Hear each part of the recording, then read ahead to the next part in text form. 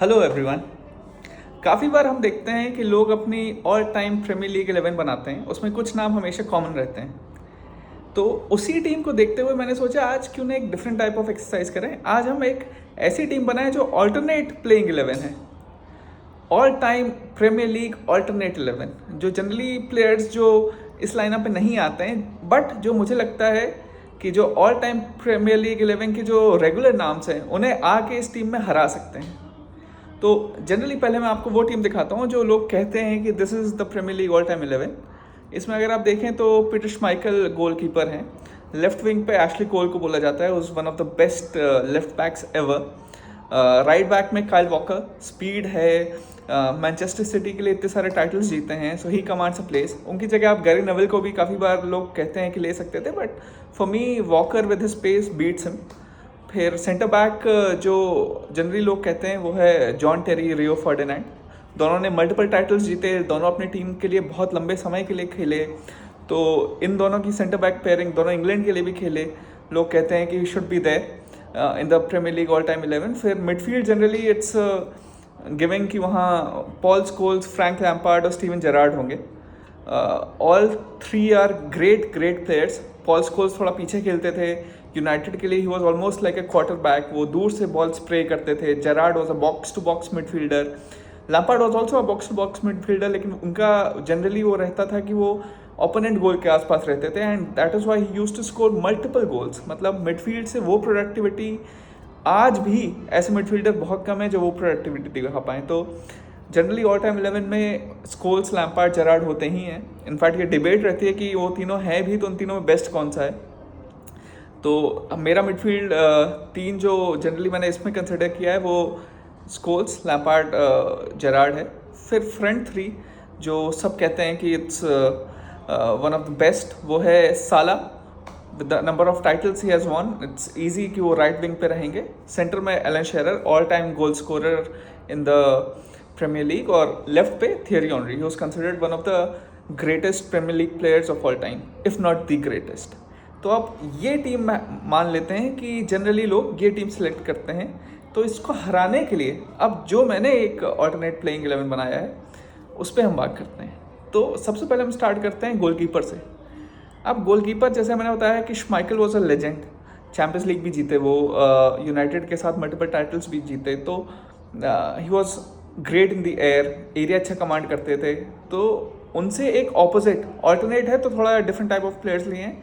इसमें मैं जा रहा हूँ अभी रिसेंट में एडरसन के साथ, क्योंकि एडरसन अभी पिछले 1-2 साल से भले ही वो थोड़ा शॉर्ट आउट मिस कर रहे हैं, बट जब वो आए थे प्रीमियर लीग में, I think he has change the whole narrative about goalkeepers.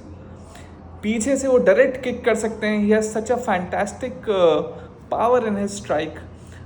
कितनी बार हमने देखा उन्होंने सर्जियो अगुएरो या अर्लिंग हालैंड को फीड किया, और सिंपल एक बॉल से he was able to create something out of nothing. तो मेरे लिए गोलकीपर जो हैं वो एडरसन होंगे। इसमें टफ कंपटीशन थी, यहाँ पीटर चेक भी हो सकते थे, यहाँ पे डेविड डहेया भी हो सकते थे, एलिसन भी हो सकते थे, जेंस लीमन भी हो सकते थे। But because this is an alternate 11 जिसे जनरली लोग सिलेक्ट नहीं करेंगे, कुछ डिफरेंट है, इसलिए मैंने यहाँ पे इन्हें लिया है एडरसन को, जो एरिया भी अच्छा कमांड करते थे, जो प्लेइंग फ्रॉम द बैक भी अगर आपको करना है तो बहुत अच्छा से करेंगे, और जो उनकी लॉन्ग रेंज पासिंग है दैट इज़ अनपैरेलल्ड। इसलिए मेरी इस टीम में गोलकीपर पे आएंगे एडरसन। फिर हम आगे बढ़ते हैं लेफ्ट विंग। अब लेफ्ट विंग एक ऐसी पोजीशन है जहाँ पे प्रीमियर लीग में बहुत कोई शानदार प्लेयर नहीं रहे हैं। Ashley Cole is a standout, वो भी, लेकिन वो रॉबर्टो कार्लोस के लेवल के नहीं हैं, but as a defensive presence he was brilliant.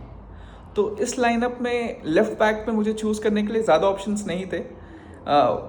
एक नाम जो स्टैंड आउट कर रहा था वो है पैट्रिस एवरा, और इसीलिए मैं पैट्रिस एवरा के साथ गया हूँ, क्योंकि with United he has won Champions Leagues, he has won FA cups, he has won Premier leagues.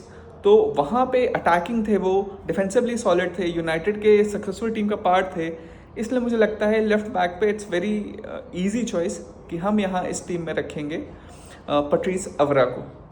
एक और प्लेयर होजे बोजिंगवा को रख सकते थे, लेकिन वो जनरली राइट बैक खेलते थे। इवानोविच को रख सकते थे, लेकिन he was better at right back and centre back than left back. But ऐसे ही जैसे मैंने बोला, लेफ्ट बैक पे ऐसी कोई आउटस्टैंडिंग क्वालिटी का और कोई प्लेयर ऐसा था नहीं। गायल क्लेशी वगैरह भी थे, but I think it's a pretty clear choice कि पैट्रिस एवरा को वहाँ होना चाहिए था। तो मेरा लेफ्ट बैक इस ऑल्टरनेट 11 में रहेंगे पैट्रिस एवरा। अब मैं आता हूँ सेंटर बैक पेयरिंग पे। तो जैसे कि ओपोनेंट टीम में टेरी और फर्डिनैंड है, मैं यहाँ पे जो दो लोगों के लिए गया हूँ, दे आर बिग, स्ट्रॉन्ग और डोमिनेटिंग सेंटर बैक्स। वो ऐसा नहीं थे कि you know great with the feet या बहुत फिनेस थी उनमें। दे वर अबाउट ब्रूट स्ट्रेंथ, जो सेंटर बैक होने चाहिए, ओल्ड स्कूल सेंटर बैक्स। तो उसमें जो दो लोग मैं गया हूँ, आई नो और भी बहुत अच्छे अच्छे थे, बट मेरे लिए जो दो सेंटर बैक पेयरिंग है वो है एक सोल कैम्पबेल, जो आर्सेनल के लिए खेलते थे, जिन्होंने उन्हें खेलते हुए देखा है।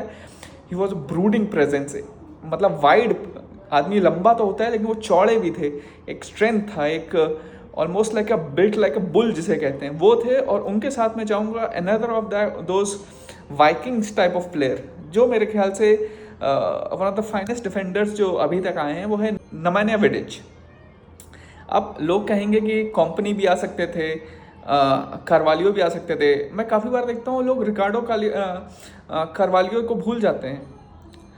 मतलब कार्वालियो वॉज उस समय जो अभी सलीबा हैं, fine reader of the game, हमेशा टेरी के साथ खेलते थे, but he was the one who was playing from the back, बहुत अच्छा गेम को रीड करते थे। तो आई एम प्रिटी सरप्राइज कि आजकल कार्वालियो पे इतना चर्चा नहीं होता है जब ग्रेटेस्ट सेंटर बैक्स की बात होती है। मेरी इस टीम में भी वो मिस आउट करते हैं, but I think he deserves a lot more respect. Same with company, city के साथ जो उन्होंने किया प्लेइंग फ्रॉम द बैक, और काफ़ी लोगों को पता नहीं है, जब वो पेनाथेनॉकआउट्स में खेलते थे तो एज अ CDM खेलते थे। जब सिटी आए तब उन्होंने अपनी पोजीशन चेंज की और वो सेंटर बैक आए, एंड ही वॉज फनॉमिनल। बट इस टीम में ज़रा सा मिस आउट करते हैं, और मेरी सेंटर बैक पेयरिंग जैसे मैंने कहा वो रहेगी सोल कैम्पबेल और विडिच, क्योंकि मुझे ओल्ड स्कूल सेंटर बैक चाहिए थे जो आराम से हेडर डोमिनेट करें। क्योंकि आप देखें कि जो ट्रेडिशनल प्लेइंग 11 है उसमें एलन शेरर हैं, who was brilliant with his head, Henry हैं जो फास्ट हैं। तो ऐसे मुझे सेंटर बैक चाहिए थे जो इन दोनों को कंट्रोल कर पाएँ, इसलिए मेरी पेयरिंग रहेगी विडिच और कैम्पबेल। फिर राइट बैक पे थोड़े ज़्यादा ऑप्शन थे लेफ्ट बैक से। मतलब आप बकारी सानिया को ले सकते थे, आप गैरी नेवल जैसे मैंने बताया उसमें नहीं आए तो इसमें भी आ सकते थे। फिर मैंने बोला कि पाब्लो ज़बलेटा भी आ सकते थे। तो इन तीनों में जो मैंने चूज़ किया वो थे पाब्लो ज़बलेटा। बकारी सानिया के साथ बहुत क्लोज फाइट थी, because Sagna was a great servant for first Arsenal and then City, but Zabaleta ने जो मल्टीपल टाइटल्स जीती हैं, I think it just pips him to that spot. इसलिए मेरे ख्याल से राइट बैक पे अर्जेंटीना के लिए खेलते हैं ज़बलेटा, बहुत अच्छा खेलते थे, तो मेरे लिए राइट बैक पे रहेंगे Pablo Zabaleta. Trent Alexander Arnold, Reece James, ये सब भी रहे हैं, अच्छा खेले हैं, बट आई थिंक उनमें वो डिफेंसिव क्वालिटी नहीं है जो इस बैक फोर को चाहिए। क्योंकि आप जब उस ट्रेडिशनल फर्स्ट 11 के साथ खेल रहे हैं तो आपके डिफेंडर्स बहुत डिफेंसिवली स्ट्रांग होने चाहिए, क्योंकि ये टीम मैं जो बना रहा हूँ वो ऐसी टीम है जो हारनी नहीं चाहिए। And I am pretty sure जब आप पूरी फाइनल लाइनअप देखेंगे तो आप ये भी कहेंगे सच अ स्ट्रॉन्ग लाइनअप कि इस लाइनअप कोई हरा नहीं सकता। तो इसलिए इस लाइनअप पे मेरे हिसाब से राइट बैक होने चाहिए पाब्लो ज़बलेटा। फिर जो मिडफील्ड 3 होगा, जैसे वहाँ थे स्कोल्स, लैम्पार्ड और जेरार्ड, इस जो मिडफील्ड 3 है it's solely based on players who are defensively very strong and also have great running power. तो जो सबसे पीछे जो सिट करेंगे वहाँ पे वो हैं एंगोलो कांटे जो लेस्टर के लिए टाइटल जीते, विच वॉज अनएक्सपेक्टेड, और उस टीम में he was the joule crown. फिर चेल्सी गए तो चेल्सी में उन्होंने टाइटल जितवाया। इसलिए मेरे ख्याल से डीप में जो रहेंगे वो हैं एंगोलो कांटे। उनके साथ मिडफील्ड में जो दूसरे प्लेयर रहेंगे, अगेन लेफ्ट विंग चॉइस, जो काफ़ी बार मैं देखता हूँ लोग एकदम उन्हें भूल ही गए हैं, that what a monster he was, वो रहेंगे माइकल एसियन। जी हाँ, Michael Asian would be in my midfield 3। और काफ़ी बार मैं देखता हूँ कि लोग कैसे मीडियोकर प्लेयर्स को हाइप कर देते हैं लेकिन माइकल एसियन को भूल जाते हैं। भाई आजकल आप लोग बात करते हैं हेंडरसन की, लिवरपूल के लिए जो खेलते थे, वाइनल्डम की, या सिटी में जो मिडफील्डर थे फर्नांडिनियो या इल्का गुंडोगान, मतलब इन सब से तो अगर आप एशियन को खेलते हुए देखते, आप कहते कि भाई या तो लोगों ने उन्हें इतना खेलते हुए नहीं देखा है, जो भी रीज़न था, but how can Michael Essien be not discussed when we are discussing about the greatest midfielders of Premier League era. तो मेरे लिए एंगोलो कांटे के साथ जो रहेंगे वो है माइकल एसियन, और उनको साथ जो इन दोनों के साथ रहेंगे वो अनदर अफ्रीकन प्लेयर, और वो है याया टूरे। याया टूरे भी एक ऐसे प्लेयर है जो मुझे लगता है he doesn't get the respect that he deserves. काफ़ी बार आदमी फ्लेयर और फिनेस में जाता है, but Yaya Toure was just a complete footballer, complete midfielder. मतलब डिफेंसिवली भी, जैसे वो बार्सिलोना में सीडी भी खेलते थे या सेंटर बैक भी खेल चुके थे, यहाँ आए तो एक डिफेंसिव प्रेजेंस भी था, बट अटैकिंगली उनने कितना इम्प्रूव किया अपने आप को। जैसा कि वो जब दौड़ते थे तो ऐसा लगता था एक कोई बुलडोजर है, players would just bounce off him. जो स्ट्रेंथ थी, जो उनकी रनिंग पावर थी, I think that hasn't been replicated till now. अभी तक उस रनिंग पावर का कोई मिला नहीं है प्रीमियर लीग को। मतलब मुझे अभी भी याद है ऐसे मैचेस होते थे कि लोग उनको टैकल करने जा रहे हैं और सिर्फ वो खुद गिर जा रहे हैं और टूरे बॉल लेके आगे चले जा रहे हैं। No one could stop him when he was in full flow. तो ये मिडफील्ड थ्री, एसियन, एंगोलो कांटे और याया टूरे, मुझे नहीं लगता कि इस मिडफील्ड थ्री को कोई बाईपास कर पाएगा। This has goals, this has tenacity, this has strength, और इसलिए मुझे इस मिडफील्ड थ्री को बनाने के लिए मुझे ये पूरी टीम बनानी पड़ी। मुझे लगा कि क्यों ये ऐसा होता है कि काफ़ी ग्रेट प्लेयर्स भी काफ़ी बार निगलेक्ट हो जाते हैं, और ये तीनों प्लेयर्स ऐसे हैं जो काफ़ी बार ऑल टाइम प्लेइंग 11 की लिस्ट में नहीं आते हैं और निगलेक्ट हो जाते हैं। बट मेरे हिसाब से अगर ये तीनों मिडफील्ड थ्री में रहेंगे तो ये ईजिली लैम्पार्ड, जेरार्ड और स्कोल्स को डोमिनेट करेंगे। फिर मेरा फ्रंट थ्री क्या रहेगा? अब फ्रंट थ्री में काफ़ी ऑप्शंस थे।